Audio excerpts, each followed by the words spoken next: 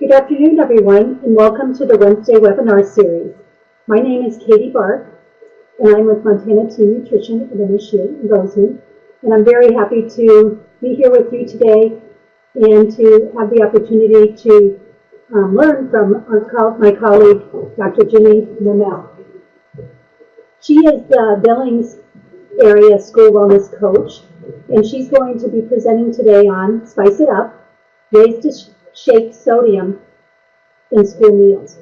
So I'm going to turn it over to Ginny, and if you have any questions or have a hard time hearing me or her today, please just type into the chat box, which is on your top left.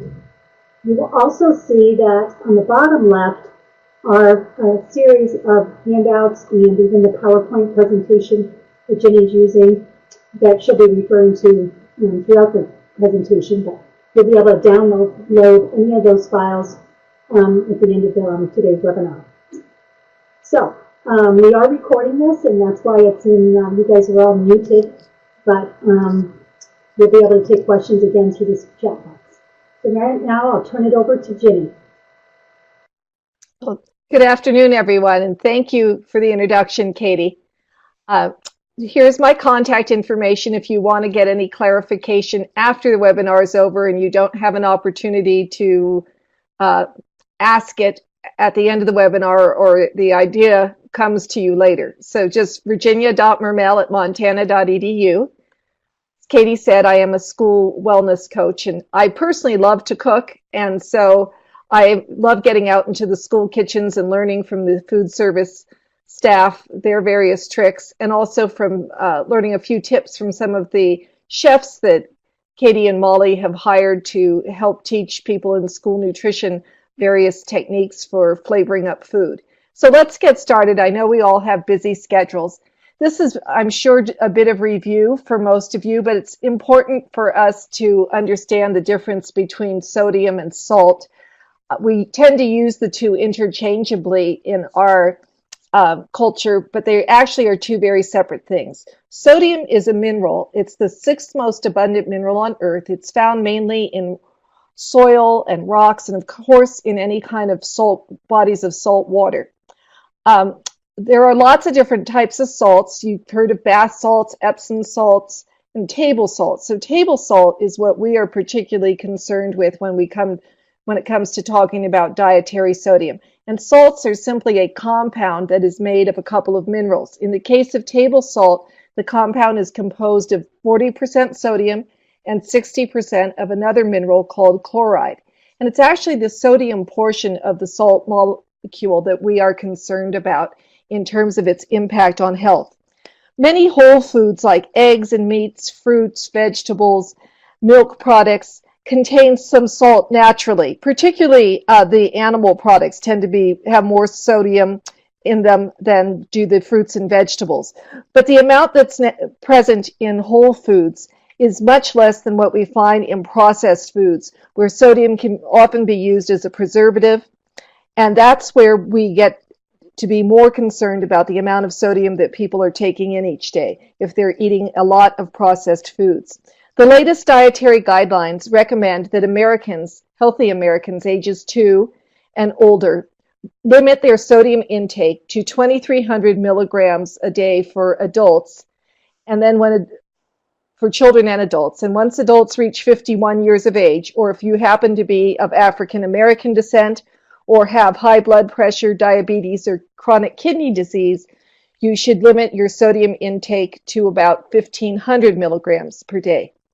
Based on these guidelines, most adults are consuming nearly twice as much of the recommended amount of sodium each and every day. And unfortunately, the same is true for our younger people as well. There was a time when sodium-induced high blood pressure was something that we only worried about for adult health. However, these days, 9 out of 10 children are eating more than the recommended amount of sodium. So that's more than 2,300 milligrams per day. And 1 out of 6 children have elevated blood pressure, which is a major risk for if you're heart disease, stroke, kidney problems, things of that nature. One part of the way that children develop high blood pressure is that they have poor eating habits, but there are other lifestyle habits that also contribute. Obesity and lack of physical activity can contribute as well. So one of the reasons that we are interested in helping with this issue is that when you have too much sodium in your diet, your body retains fluid. And I think most of us know this. We'll often say, oh, I must have eaten a lot of salty food. I feel bloated. So when you have a lot of sodium in your diet, it increases the amount of fluid your body holds on to, and that increases the volume of blood in your bloodstream. The extra blood puts pressure on your blood vessels, so your arteries, your veins, your capillaries.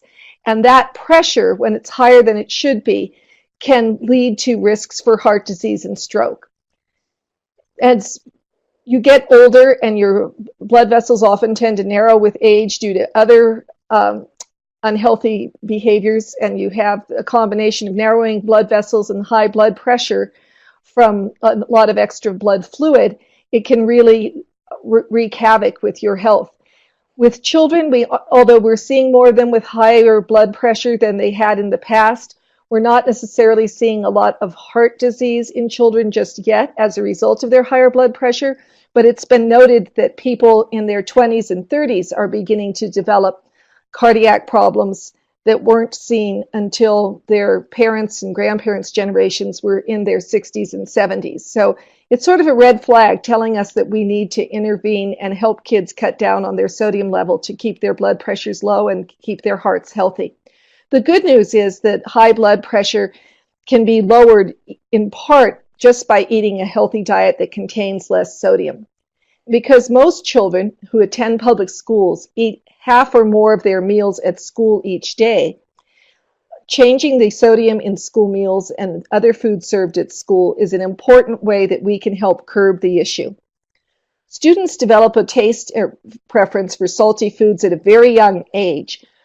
Many of them will arrive at school with a preference for salty foods, but schools have a wonderful opportunity to help reduce the salt, and sodium in children's food, and to reduce the amount that they are intaking during the day, and also an opportunity to teach them about other seasonings that can help make food flavorful. So let's move on to the next slide here. Where does the sodium in our diet come from? Well, you may be surprised to see from this chart that is shown on the salt shaker just how little actually is added during the cooking process. If you're fixing foods at home or at school in your school cafeteria, only about 5% of the sodium that people take in each and every day comes from salt that is added during the cooking process. And we tend to add just about the same, 6% is added at the table. Roughly 12% of the sodium that we're eating each and every day is occurring naturally as part of the foods that we are eating, the whole foods we're eating.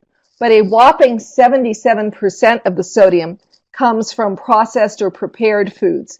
Now, these include anything that is canned, frozen, packaged snacks, boxed mixes, often are very high in sodium, and that's where all of these prepared foods are contributing to our sodium intake. The major sources of sodium in students' diets tend to be many of the usual favorites for this age group. So savory snacks like chips and crackers and nuts, deli meats or any kind of cured meat, whether it's ham or bacon, pasta dishes, breads and rolls. In that case, the sodium, as you know, if you baked breads, goes in during the cooking process. Cheeses are naturally high in sodium. Chicken patties, nuggets, and tenders, so any kind of processed chicken item. Mexican dishes like tacos and burritos. Some of the schools in Montana, particularly here in Yellowstone County, also have stir-fry days, and until they revised those menus recently, the stir-fries were another high source of sodium in their menus. Pizza. every school I walk into, pizza seems to be one of the students' favorite foods. And of course, that's on the list. It's got both the tomato sauce and the cheese and sometimes processed meats, sandwiches, and then soups, both commercially purchased and homemade soups. The Healthy Hunger-Free Kids Act actually sets sodium targets for schools. So the Healthy Hunger-Free Kids Act was developed in 2010, and it set targets for schools to lower the sodium to.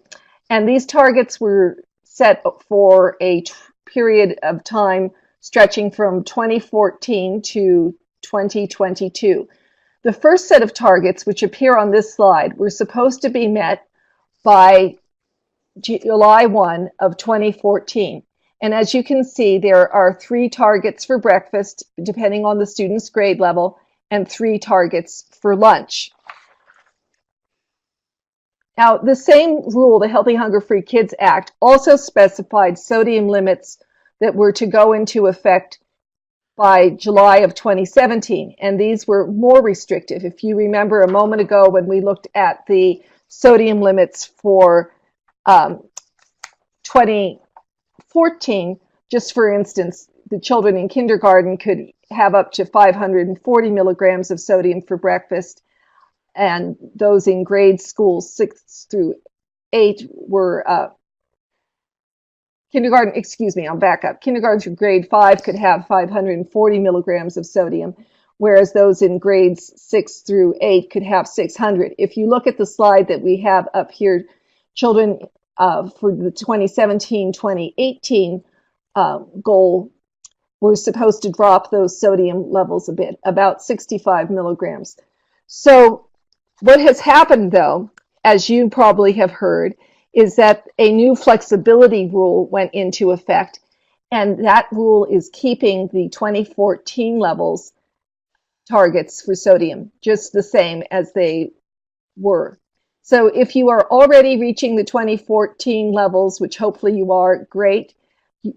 It's helpful if you head towards the 2017 or 18 limits. It certainly will do no harm and may even have some potential health benefits, but it is not mandated that you reach that level just yet.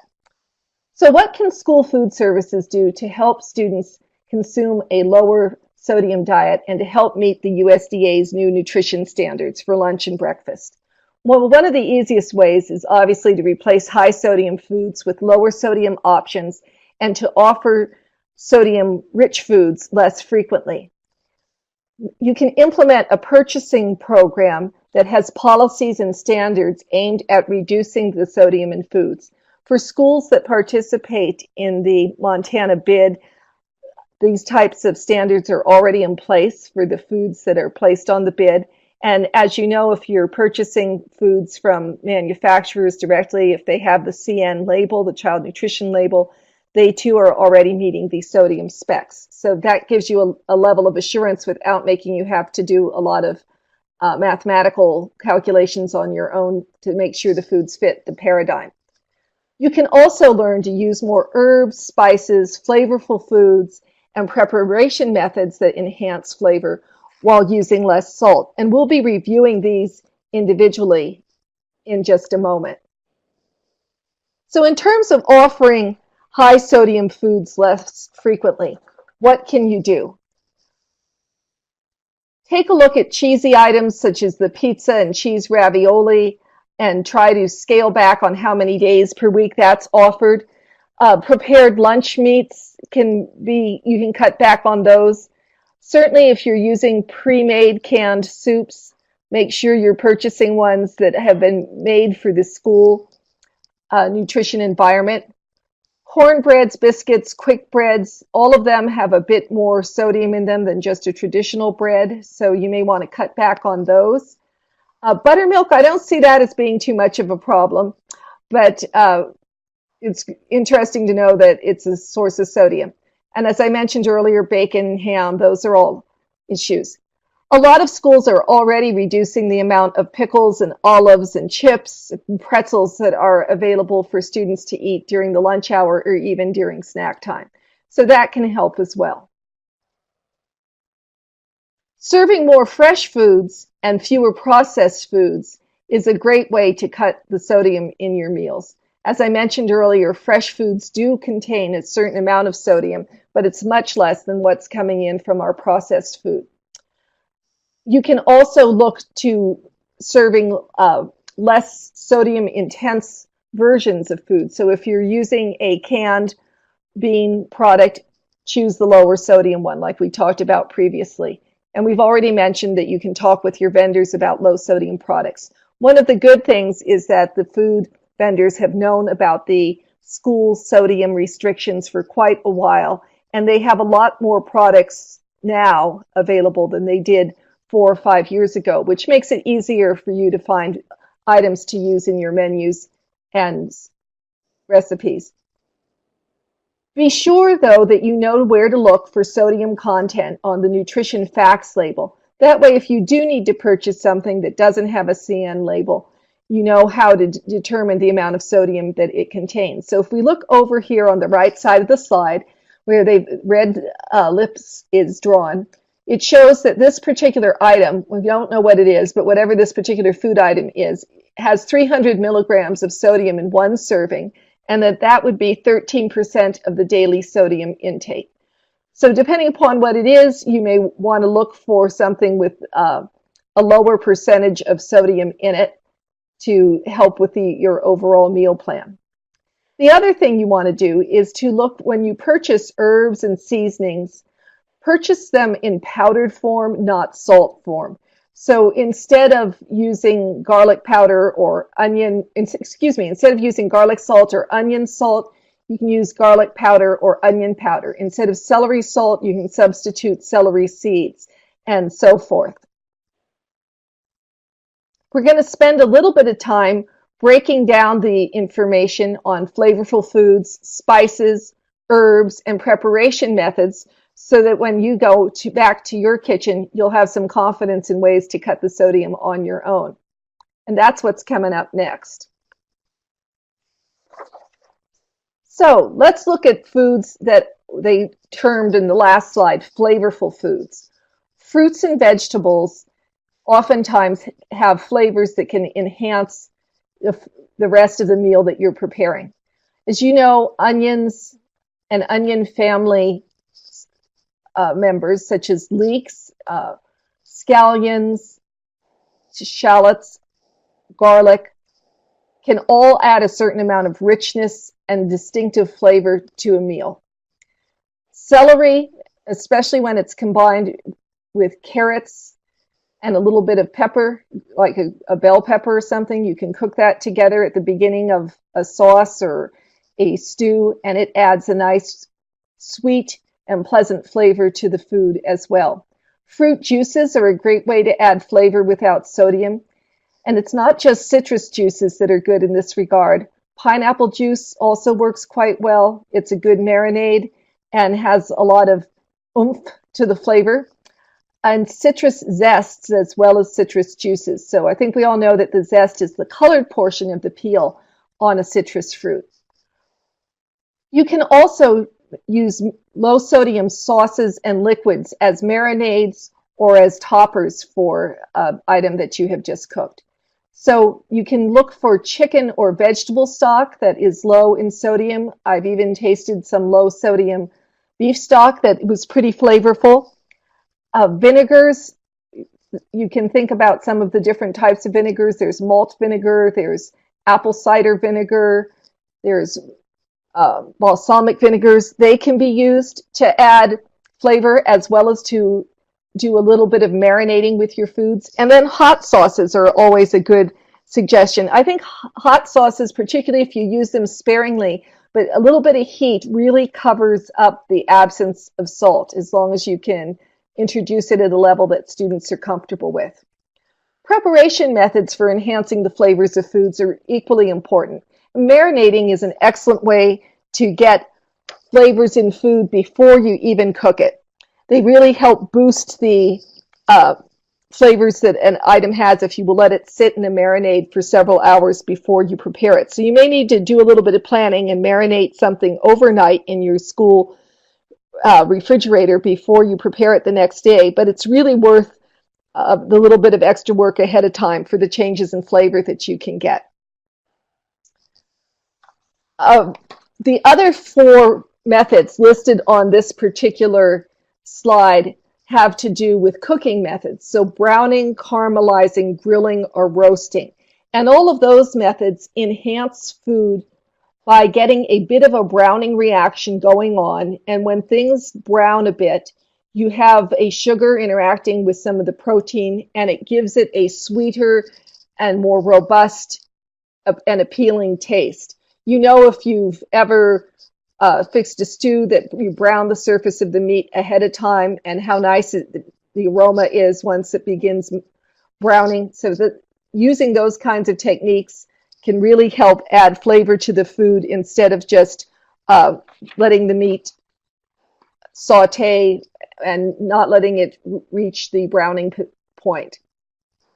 So those are all related preparation techniques that I'm sure you're aware of. Now let's take a look at some of the herbs and how herbs differ from other seasonings and how we might be able to use herbs in our cooking.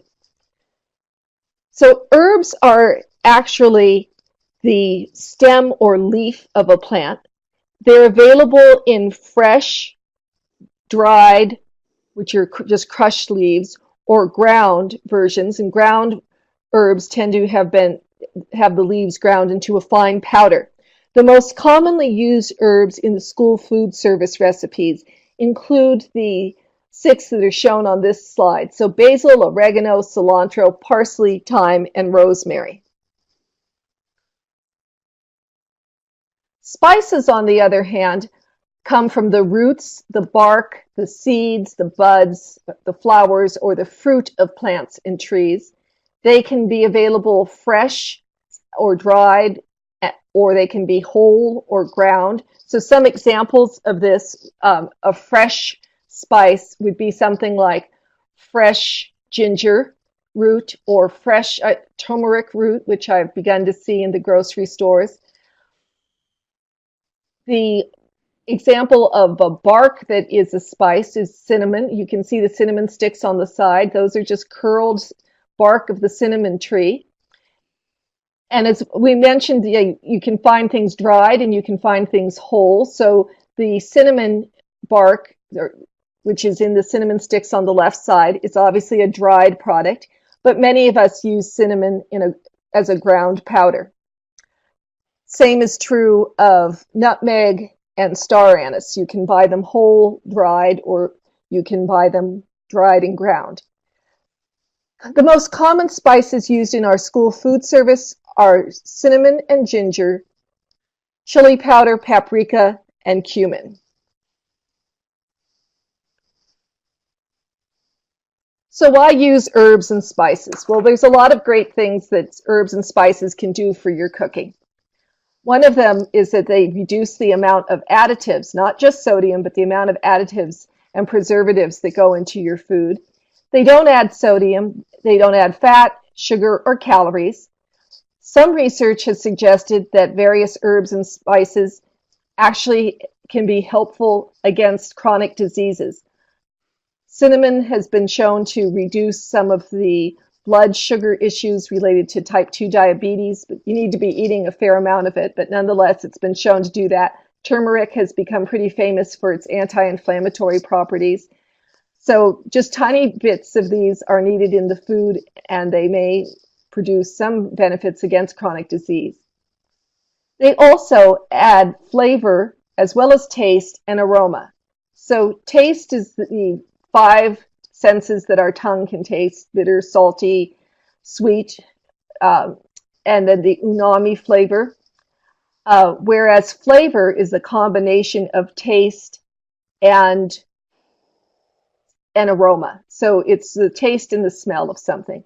And then herbs and spices can also help with the aroma of the food.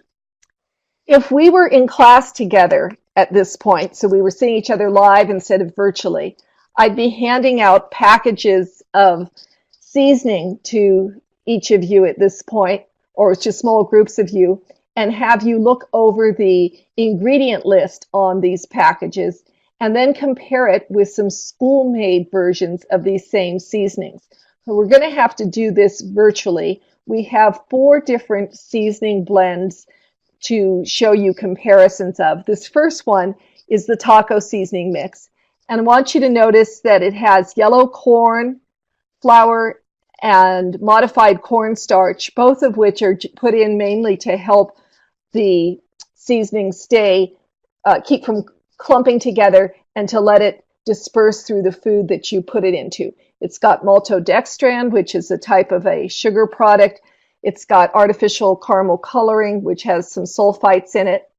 And then if you look down below at the school-made taco seasoning, you can see that it has just garlic powder, black pepper, some chili and cumin, paprika, and a little bit of onion powder.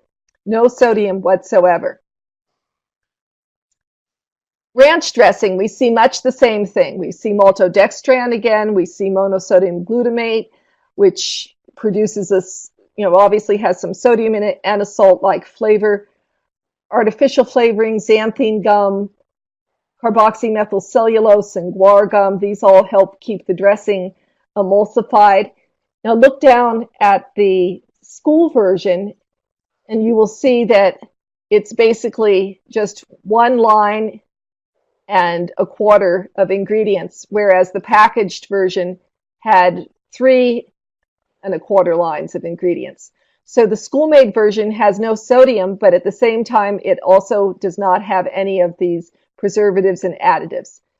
We find the same thing with spaghetti sauce, where sugar, and in this case, modified tapioca starch is being used, as well as cornstarch to help keep the product from clinging to itself and let it disperse. Xanthine gum again. And now you can make your own Italian seasoning blend for your spaghettis, as shown below, with basil and garlic, pepper, parsley, and oregano. And then our last seasoning that I wanted you to take a look at is a chili seasoning mix. And you can see that it has a variety of spices. It says chili powder and other spices, including cumin, wheat flour, folic acid. Of course, we're getting salt in there again. If you use your homemade or school-made version, it's chili powder, garlic powder, black pepper, and paprika. Now, these 4 recipes and 2 others are available in the Files section on the lower left side of your screen. So be sure, if you're interested, to download these at the end of the webinar and try making some for yourself. The quantities that the recipes make are large enough for school food service. You can go out and buy shakers for just $1 at the dollar store, and it's a great way to store and keep them. We also have some labels that you can download if you would like, that you can print on Avery labels in your school and then attach them to your shakers. So it's really helpful to know some of the tips for using herbs and spices in quantity food production, because they don't necessarily just double and triple as you double and triple quantities of food. In fact, my sister and I proved this to ourselves once while trying to make, I think we were making like 80 or servings of something, and doubling and tripling spices didn't quite work out the way we had hoped. So the advice is to first prepare a small quantity of a food that you are going to be experimenting with using spices and herbs in. And in this case, a small quantity is said to be 50 servings. I know that some of you may come from school food services where 50 servings is your total amount of servings per day, but you may want to make a little less in that case. However, the 50 servings is a decent quantity to begin with for larger food services. And you follow the recipe, then taste it, and adjust the seasonings accordingly. Be sure that when you are adding seasonings to something you're cooked, that you add very small quantities, because it's very easy for certain flavors to suddenly become very strong and assertive, particularly after food sits for a while. And this is certainly true of hot, spicy items. It can all of a sudden become much more prominent than you thought it was initially. So while you're adding additional seasonings in tiny amounts, be sure to record whatever changes in quantities you're making. There's nothing worse than getting it just the way you want it and then realizing you're not sure how you got there. Once you feel that it tastes pleasant and appealing, involve students in taste testing it, and be sure that you always taste the item before you place it on the line for consumption so that you have some idea if you have under or over seasoned things. Katie, this would be a good time to have poll 25. Can you introduce that? Katie just put up a poll, as you can see, and what I'd like you to do is check off all that apply, and then we'll be able to give you the results of the poll. Trying to open it a little bigger here. Well, if it looks like we've probably got everybody's vote counted, and Italian blend seems to be the most popular, with 60% of the people reporting that they use that in their cooking.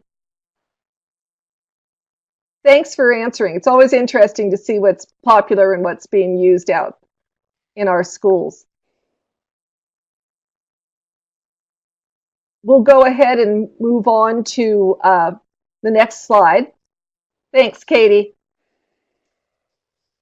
So I mentioned to always start small, and a small amount is considered to be approximately about a quarter teaspoon per pint or per pound of food. So as you know, a pint is 16 fluid ounces, a pound is 16 solid ounces.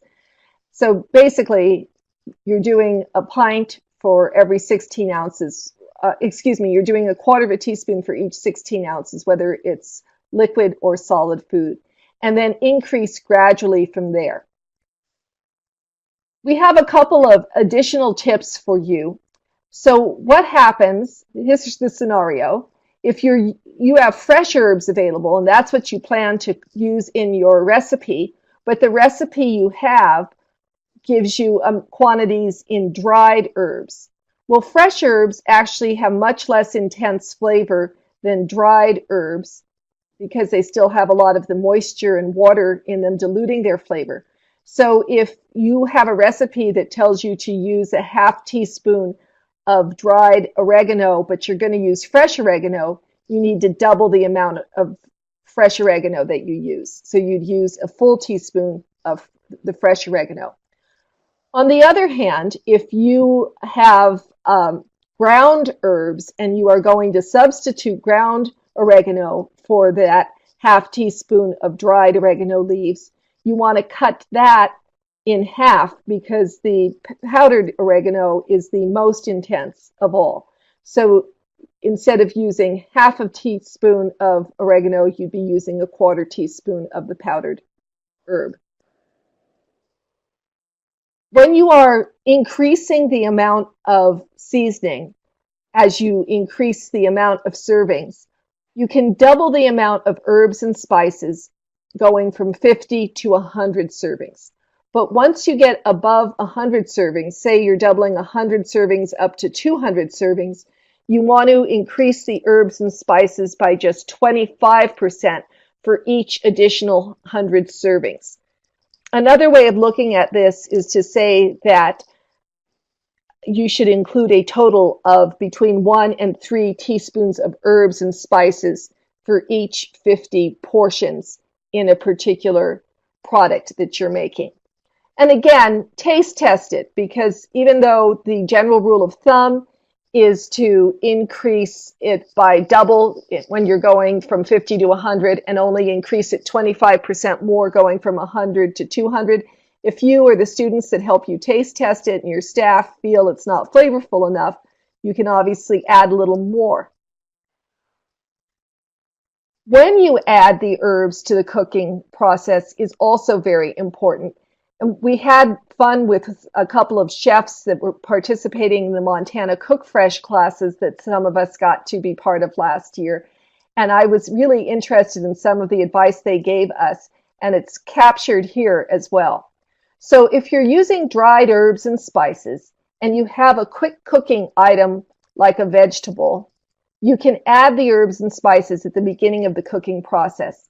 And in fact, one of the things I had learned to do, and that the chefs, both of the chefs we had teach classes for us, approved of, is to take, if you're cooking vegetables, for instance, let's say you've got some lightly blanched green beans and you want to cook them with a little bit of basil, you can put the dried herb into the warm olive oil and let it sit there for about 20-30 seconds, so a little bit of the flavoring gets dispersed through the tiny amount of oil that's in your pan. And then you can quickly saute the vegetables in that, and it provides the flavor throughout the vegetables because the oil is carrying the flavor of the dried herb with you, and it helps release the flavor. Now, if you're looking at slow cooking foods, so things like soups, stews, and casseroles, the advice is to add the herbs and spices during the final 15 to 20 minutes of the cooking period. I found this is pretty easy to do with soups and stews, but I've had some trouble doing it with casseroles, depending upon what the casserole composition is like. It's just a lot harder, I discovered, to mix the herbs and spices and do a layered casserole dish in the oven. So use your own judgment on that one. Cold dishes, it's really important that you give cold dishes enough time to develop their flavorings. And this is true whether you're making a salad dressing or a salad or any other kind of cold dish. You want to allow it to sit for several hours in the refrigerator to help the flavors develop. So if you're making your own salad dressing for your school, make sure it gets made first thing in the morning and popped into the refrigerator, or any type of herb salad you're making. If you're using fresh herbs, there's a couple of different rules. If the herb is what they call a hardy herb, and those are things like rosemary, thyme, and oregano, and they are distinguished from the delicate herbs by the fact that hardy herbs have a woody looking stem, whereas the delicate herbs have a delicate green stem. So your hardy herbs can be put in early in the cooking process.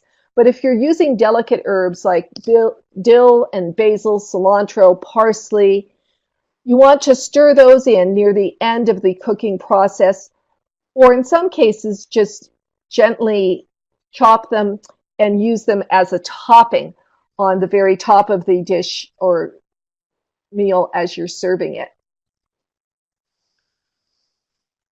All right. So let's take a look at the best ways to maintain your herbs and spices in good condition, storage-wise. So one of the things that you're always advised to do, and I think most of us learned this in home ec, is to keep your herbs and spices in airtight containers in a cool, dry place. So cool is 65 to 68 degrees. Be sure to record the purchase date on the container. Spices and herbs tend to be at their peak flavor between 6 months and a year. So by dating it, it'll help you know if your seasonings are expiring and need to be replaced. So one thing that this should be telling you is don't load up on all of your seasonings at the beginning of the school year, no matter how attractive the price, because they're bound to deteriorate over the course of the semesters. So make sure you work that into your purchasing plan.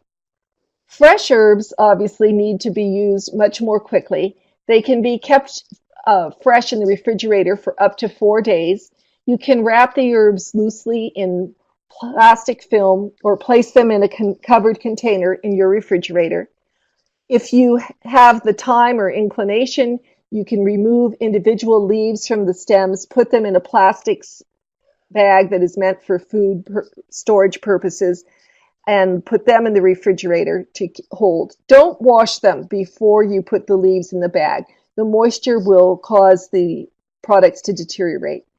Before you do use the herbs, once you take them out of the refrigerator, make sure you wash them in cool water and discard any of the leaves that may be browned or blemished in any way. You can also preserve extra fresh herbs if you have a large quantity of them by drying them or by freezing them. So the presentation here suggests to dry fresh herbs in the microwave.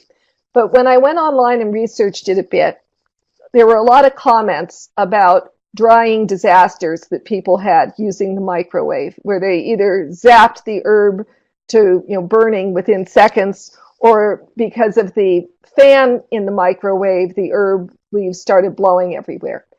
So it seems like one of the best ways to dry herbs is to use the proof setting on your oven, which is around 100 to 110 degrees for proofing dough.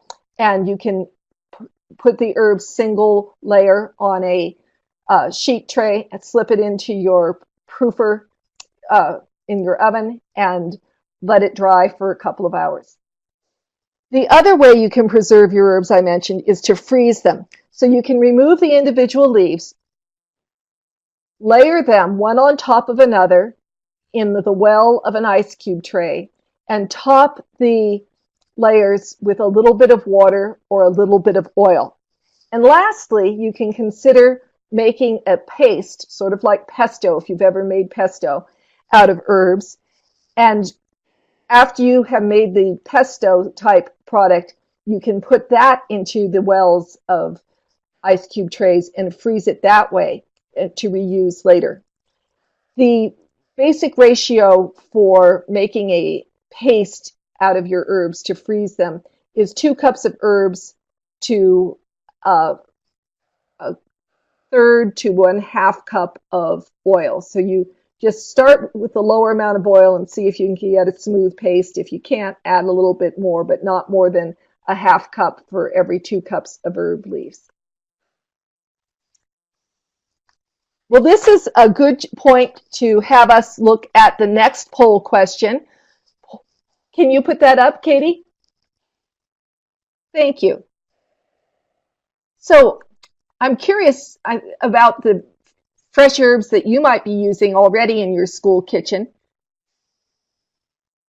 And we have a few choices here: parsley, cilantro, basil. I don't use fresh herbs, or if you're not involved in the cooking and you don't know, you can check that too.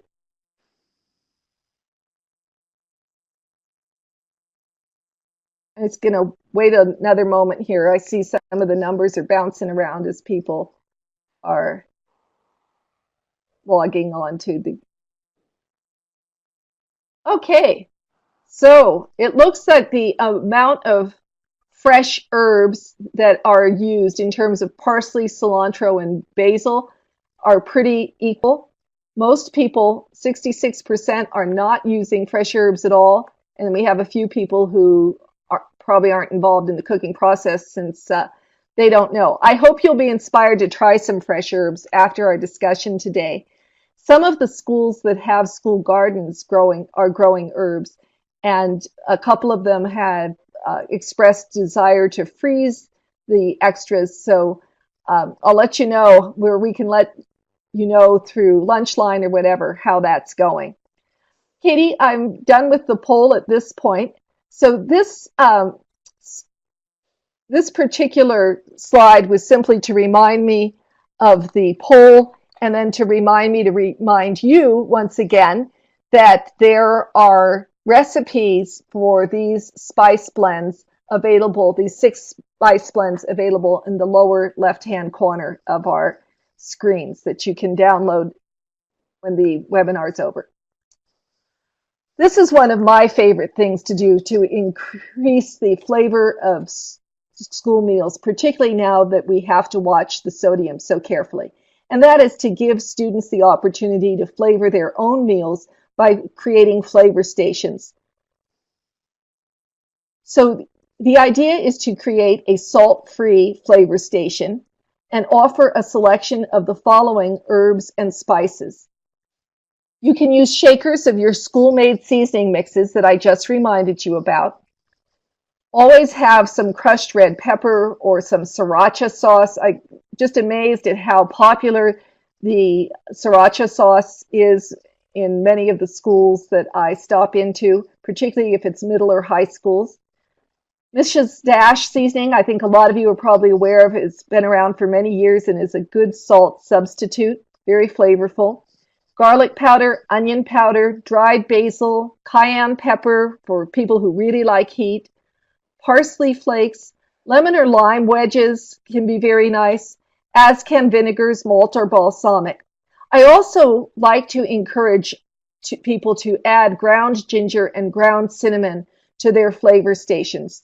Ginger and cinnamon can make a lot of winter vegetables more flavorful, and they're certainly good on fruits as well. And if you happen to be serving an Asian dish, ground ginger can help perk it up quite a bit. So make sure you have some of those. I've even found that kids will be more likely to eat applesauce, sliced apples, and sliced pears if they can put some cinnamon on them. So it's worth the little extra effort to put these out on your flavor station in terms of reducing waste and encouraging kids to eat more of those healthy foods.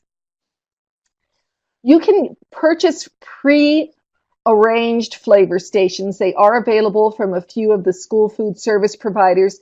Here's a picture of a Flavor Lab station. This one happens to be in Columbus schools. And then I have seen some really unique things here in the Billings schools, particularly in the high school and middle schools, where one of the chefs who just loves to cook has developed ranch bars, mayonnaise bars, and ketchup bars. So you can see here on the right side, the tall bottles are all different flavors of ranch dressing, and the smaller bottles are different flavors of mayonnaise. And they use a school food service approved ranch dressing that you can then buy different flavoring agents to put in it. So they have flavors like Chipotle ranch and barbecue ranch and Asian ranch, and the same is true of the mayonnaises. They also, just this year, started a ketchup station, and it's right next to the mayonnaise and ranch station and to their typical seasoning flavor station. And they have ranch dressings that have, I mentioned, Chipotle and Sriracha in them. The same is true of the ketchups. The ketchups have a Chipotle option, a barbecued option, a Sriracha option, and many more. So it looks to be very popular with students and even with the staff and faculty. I happened to be in this school, senior high, last week doing a Smarter Lunchroom review, and I was interested to see how many of the teachers came through the line and were using these different products as well. Sometimes just putting a flavor station out isn't enough to get students involved and interested. And we certainly found this out at Columbus School when they first put out their flavor station. Students weren't going up and giving it a try as much as the food service director had hoped. So she was gracious enough, Sarah Peters was gracious enough to let me come down and play around in her kitchen one day and made up a large amount of mashed potatoes and put the mashed potatoes in little tiny souffle cups, the 2-ounce size. And I had those souffle cups of mashed potatoes over near the flavor station. And as students left the lunch line, I asked them if they would like to try some of the seasonings out. So students started sprinkling various seasonings on the mashed potatoes, and it interested me. Many of them came back then and seasoned their pizza or their stew with some of the seasonings that they had tasted. So you may need to do something to break the ice and get students involved in using your flavor station. Taste testing is a great way to start. You can also have some fun with different games and activities. The researcher who developed this particular lesson about spices loves to do a matching game with spices. And so what she does is create a fun cafeteria activity asking students to guess and identify different spices. Her name is Chris Diller, and she's the food service supervisor at Orono Schools in Orono, Minnesota. So here are her tips, a direct quote from her. I bought 10 whole spices, nutmeg, nuts, cinnamon sticks, anise stars, peppercorns, you get the idea. And then I bought the matching ground spice. I had the kids match the whole spice to the ground spice. I told them to be sure to use all their senses when they play the matching game. I also included a bonus question, which was a vanilla bean, to see if they could identify what it was. Some of their guesses were very creative, like beef jerky or a worm. But students who had the most identified spices received a special prize. She doesn't say what the prize is, but it seems like it would be a lot of fun. And I recently asked Avista working with me to please try doing this exercise down in Columbus with some of the students and see what happens and report back to us. Well, Katie, it's time for our last poll. So if you don't mind, if you can pop that in here, we'll finish up.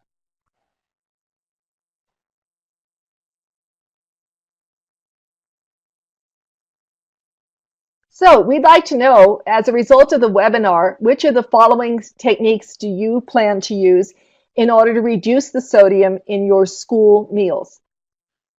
Oh, I'm glad to see that people are interested in using the school-made seasoning mixes. Good, we've got some fresh herb converts too. Give everyone a chance to ring in here. All right. Looks like we've closed the poll. So 16.6% of the people are willing to try fresh herbs.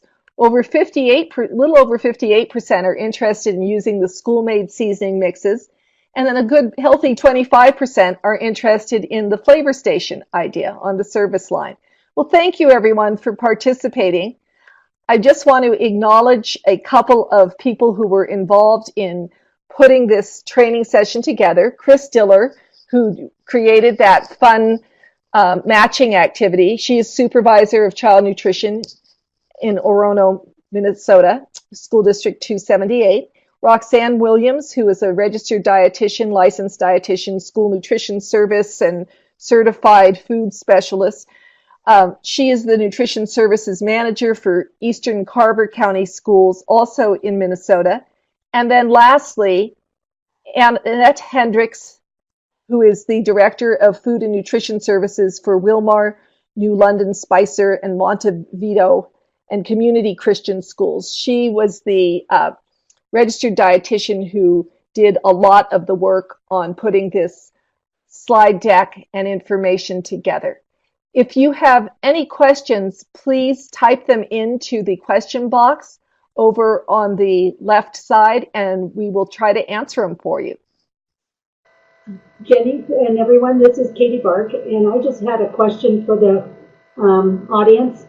How many people, I know mushrooms have been introduced as a USDA food because of their umami flavor. I know some people are adding them to local beef because to help extend the local beef because of the cost of it. But I wondered how many people are using mushrooms and what are they finding with those, that use, if anybody is willing to share.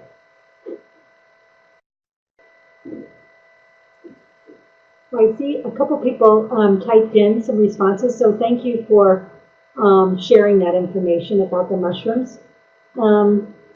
Because I also wanted just to note that your USDA foods, USDA has really made an effort to try to lower the sodium in many of their foods. So as you know, any of the canned items that you receive from USDA foods are low sodium.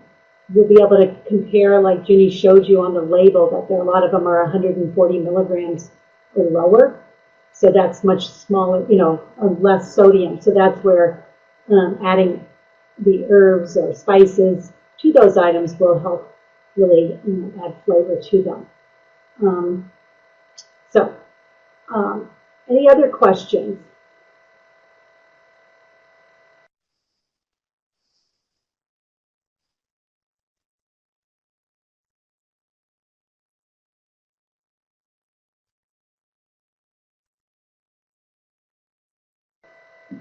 Now, Jenny, I wondered, you had said that Sarah Sarah Peterson from Columbus does in Billings School District does, what's it called, a flavor station. The Could anybody else, if they're using a flavor station in their school, would you mind typing it in the chat box? Great, thank you, Lori from Darby.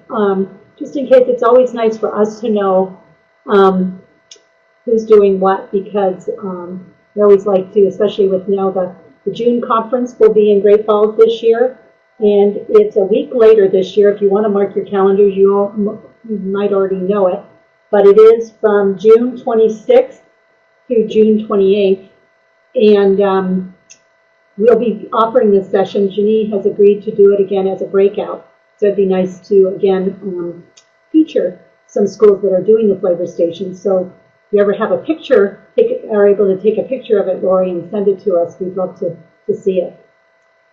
Vicki, thanks for sharing about your fresh mushrooms on the burger bar and also on the salad bar.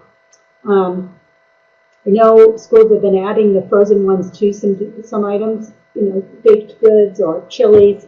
And a lot of times, I found when I looked at them, they did almost look like little pieces of chicken. But thanks for sharing that information. Jenny, would you like to say anything else before we close? I know I see it's almost 3 o'clock. No, I just want to thank everybody for joining us today, and never hesitate to send us a good idea or tip that you have. We love to learn what you're doing and share it with others and incorporate it into future presentations. Great. Well, on behalf of Montana Teen Nutrition and the Office of Public Instruction, I want to thank everyone for attending today and for taking time, and Ginny for doing such a great presentation. All the slide presentation and all those recipes and also other handouts. There's a herb handout there. Be sure to download these handouts, and you'll probably want to do it by next Tuesday, because the next webinar on Wednesday might have new handouts. So if you can download any of these recipes from the lower left before Wednesday, that would probably be best. Thank you. Yeah, I forgot to.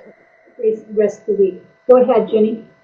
Oh, I was just going to say, I forgot to mention there's a herb and seasoning ratios chart. So it'll help you figure out if you are going from dried to fresh to ground. Not all of them perfectly obey the rule you were taught in the slides. So this is just a little extra helpful sheet to have in your cabinet in your kitchen, and it'll help you to decide how to adjust the seasonings. Thank you all. Thanks again, and have a great rest of the week. Goodbye.